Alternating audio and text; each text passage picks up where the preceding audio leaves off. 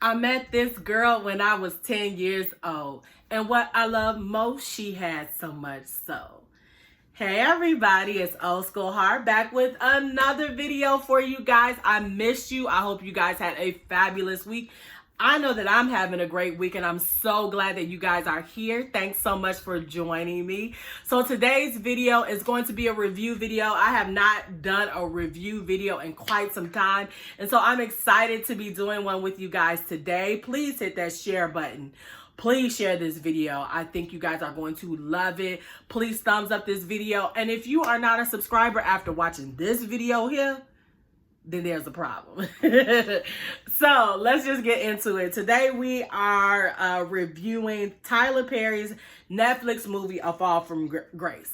So if you have not seen A Fall from Grace, go back, watch the movie, and then come back here and look at the review. If you don't give a damn about Tyler Perry and you just want to hear the review anyway, you can stay. I ain't got no problem with that. Sit down.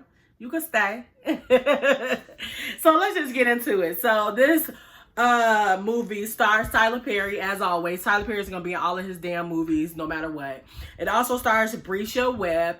Brescia Webb is mostly on comedies. We just saw her on Marlon Wayne's Netflix movie called Sextopolis. I love that movie. Unexpectedly love that movie. It was quite hilarious. But I love that Brescia is not sticking to one box.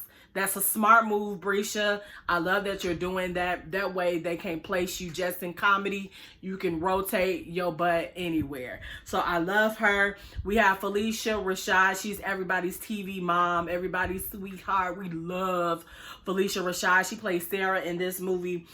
We have Mehcad Brooks. He is so damn fine. Mehcad is fine. He plays Shannon in this movie. We remember him from The Game. I don't know if he was, I forgot whose boyfriend he was. Shit, I can't remember, but he was on The Game. And last but certainly not least is Miss Crystal Fox. I do not watch The Have and the Have-Nots, but my mother loves that damn show. I mean, you can't even talk during the show. She get mad, she look at you, stare at you. Shit, you might as well just go into another goddamn room because she ain't gonna let you talk.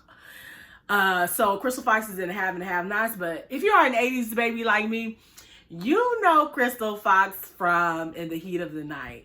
I consistently still watch In the Heat of the Night. I love Howard Rollins. Will never let that man go. And so I know Crystal Fox from In the Heat of the Night. She was the young officer after they killed off that other black girl in the movie. That was bogus. But we're not going to get into all Okay, so this is where the spoiler alerts begin. And so if you haven't watched the movie, this is your warning. If you don't give a damn, like I said, you can stay tuned. So, A Fall from Grace is about Grace. Grace is a divorced woman. She was married for 22 years, and then she found her husband sleeping with his secretary. So she's divorced. She's been divorced for about 7 years, as this movie states. She has one son who just recently got married and also has a grandchild. Now, this movie basically starts off with Jasmine, who's played by Brescia Webb. She's an up-and-coming attorney. She works for the state's office, defending people who don't basically have money to be defended. And so Tyler Perry, who's in all his movies, is basically the lead of the department and advises Jasmine that she has to take on this high-profile case. Now, Grace is in jail for allegedly murdering her husband, Shannon, played by Mehcad Brooks.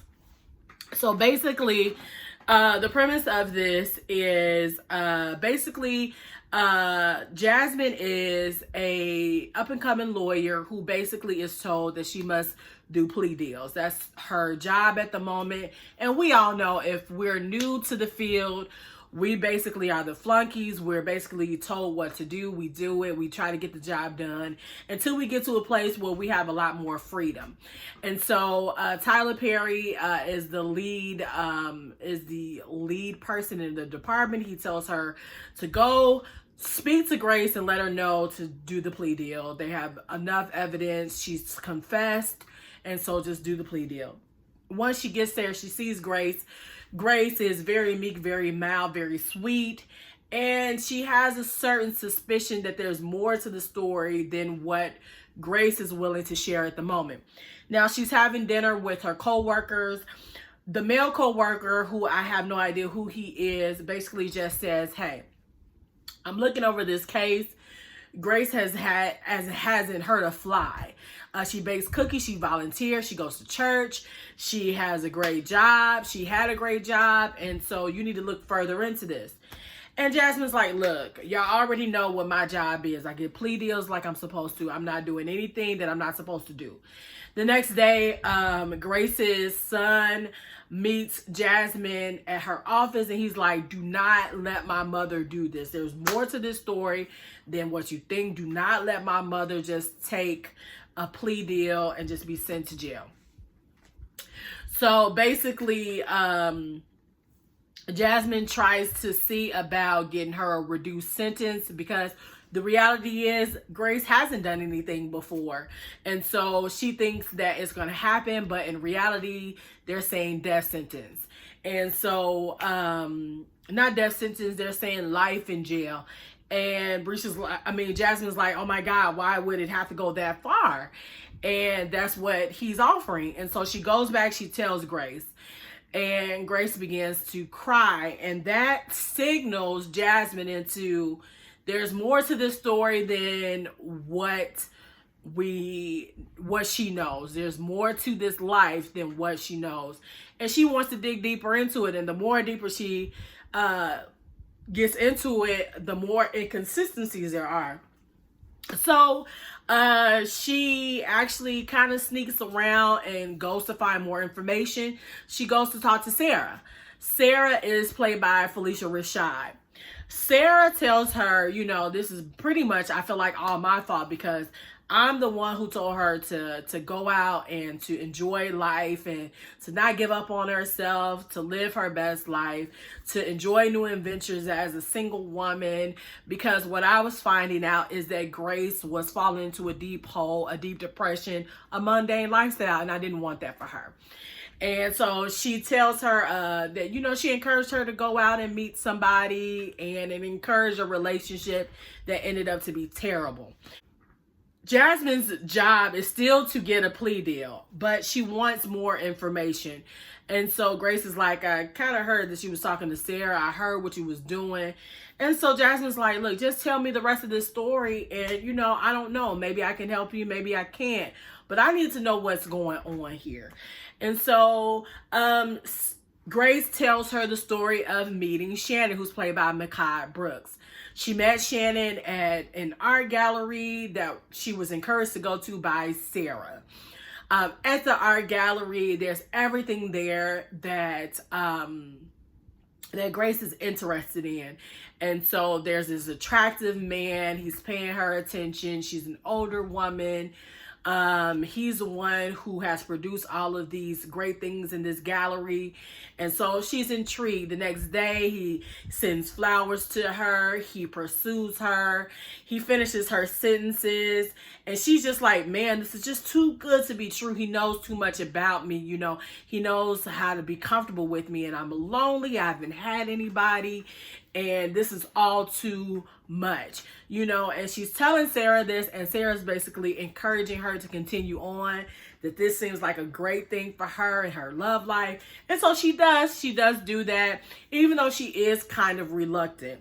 Now, there are sort of small little red flags, like him consistently asking about, how she got her house, how she got her money, did she get any money from the divorce, how much her husband makes, certain things like that. But for Grace, nothing that was too pervasive, and I think that Shannon knew how to play on that, knew how to dig deep for more information and kind of pull back when he needed to. So he was idealistically, he was everything that she was looking for. And here she is, a divorced woman. Her husband married the secretary. Her child is an adult, so she's not needed. And so he's a great companion to have, he's a great companion to have. And so they get married, and it's a blissful situation. He's taking pictures of her. He's loving on her. He's doing all the right things until one night She gets up, she goes down the stairs, she hears him on the phone. She asks who he's talking to. He was like, look, I don't like nobody in my shit. I don't like nobody asking me all these questions now. I'm about to go to bed. You don't ask me nothing. And so she's like, oh, okay. You know, I just wanted to be around you. I'm sorry. But there's still that suspicion there. The next day she goes to work, a job that she's been consistent and amazing at, and bam. They tell her that, you know, she's embezzled $300,000. She's in shock. She tells Sarah about it. They wait for her husband, Shannon, to come home. Shannon is, like, we need to have a separate conversation. Sarah's like, no, I'm staying. And Grace is like, yeah, we need her to stay. And then he's like, look, I'm sorry, but this needs to be between me and my wife. And he basically lies to her and tells her, hey, you know, the reason why I was on the phone is I was doing some work that I think that you would appreciate. And I see that I can't even do that type of shit. So she tells him that, you know, she got fired from her job. They said that she stole $300,000. He acts concerned with her. He even helps her out throughout the day. And then, you know, there's more things that come up. She finds out that there's a mortgage on her house that she had already paid for that was over $300,000, and that her house was almost about to get foreclosed on because she hadn't made a payment on it. She finds out that her husband, Shannon, has done this. He got a notary from another lady. They look on the camera from the bank, and basically it's somebody else that comes in with him to sign off on the house. And so basically she finds out that he is an asshole. And basically he's like, there's nothing that you can do about it. The state says that I'm your husband, so I have every right to put another mortgage on the house. I have every right to take money from you. She tries to get help from the authorities with Sarah, and they can do nothing because he is married. And they say that a divorce is going to take a super, super long time. So, I mean, there's nothing that she can do. He doesn't want to leave the house. He's not going to leave the house. He stays there. He's arrogant. He brings another woman in there. He tells the woman that, look, that's my mom. She tripping. You know, don't worry about her. And he basically has sex in the house with Sarah in there. And so at this point, Sarah is at a point of no return. She's blacking out. She's angry. She's just all of this. And he's basically saying, look, shit, I can do whatever I want, and you gonna let me do whatever I want. I'm your husband. You can't move me out of here. You know, sorry, you're gonna have to put up with me. And as he's saying this, she takes a bat. She has a bat in her hand. She pounds it on his head, pulls him down to the basement, leaves the house. She tells Sarah that that's what she did. And so she tells Jasmine this whole story. And Jasmine is like, okay, and so what happened with the body? Like, what's going on? And she said, I don't know what happened because, you know, I hit him and then I left and I called Sarah. I told Sarah. So Jasmine goes back to Sarah to hear more of the story. And she's like, look, when I got there, the body was not there. So I'm assuming maybe the son moved the body. So all of this is going on, you know. Jasmine has not told Tyler Perry's character that she has decided not to go along with the plea deal, that she believed that the case should just go to court, and that her client, which is Grace, has got a really good, strong case, you know. And so he's reluctant. He does not want to do it, and he tells her, like, I told you to get the daggone plea deal. But she decides not to do that. So she's getting help from her fellow co-workers on going along with this case. She thinks that she has a really good case because there is no body. So at the moment, they have just circumstantial evidence. And so, case is going good. She's actually doing good on the case. And, you know, she tells her coworkers, I am going to put Sarah on the stand. And they're telling her, don't put Sarah on the stand because something may happen there. She goes and does it anyway against their advice. And basically, the prosecutor questions, you know, the conversations that she's had with Grace, Sarah's had with Grace. And then her phone is at Grace's house. So basically she already knows. And so, you know, they tell her, like, look, you're under oath. You cannot lie. What happened during this time? And so Sarah's like, you know what? I'm not gonna even lie about it. Grace told me she killed Shannon. Jasmine tried to smooth it over. She tried to beg the judge to hear more evidence. And he's like, no, it's closing arguments. You should have said what you needed to say. You should have put Sarah on the stand. I asked you, did you want to put her back on the stand? You said, no, it's over. She acts a goddamn fool and gets put in contempt for not obeying the judge. And Tyler Perry's character is just like, you know, you're hard-headed. You know, if you had did what we've asked you to do, if you had been, you know, if you had listened, this could have went a whole lot different, but you didn't want to listen. And so this is where you are. And even her husband agrees, and like, you know, sometimes you do too much, you know. And all through this, Jasmine is not feeling as confident in herself. You know, she loves Grace. I think she's understanding what Grace is going through, but she also is dealing with not having enough confidence. And so she's basically almost 1 foot out the door because she doesn't feel like she's making a difference. And so she took a hard hit with this. So then it's all figured out that Sarah has planned this with Shannon. Sarah basically has been robbing elderly people, taking all of their finances, locking them up, you know. And the first to know that this is happening was Grace, and then I believe Jasmine finds out a little bit later, goes to the house, sees the old lady, and she puts 2 and 2 together and realizes that this is all a setup from Sarah. Shannon is alive. He did not die. So evidently Sarah, you know, nursed him back to good health, but they're in cahoots together. And basically Sarah gets away. Shannon does not. And Grace is vindicated. And that's the nature of the story. So sorry that it was so long and so... Okay, so now that I've broken down this movie, let me tell you what I loved about this movie. What I appreciated about this movie is Tyler Perry, when he knows that he has a somewhat good script, I think what he does is make sure that he provides a high quality of acting. And what I mean by that is, you know, he'll make sure that the actresses are a little higher ranked, or A-listers or B-listers. And so Phylicia Rashad being in this, she's a great actress, consistently a great actress. Crystal Fox has a number of roles on her belt, and so she's really good in this. And Brescia Webb provided a very, very good position in this film as well. Mekhi Brooks was really good in this film as well. I think the actors very well complemented each other.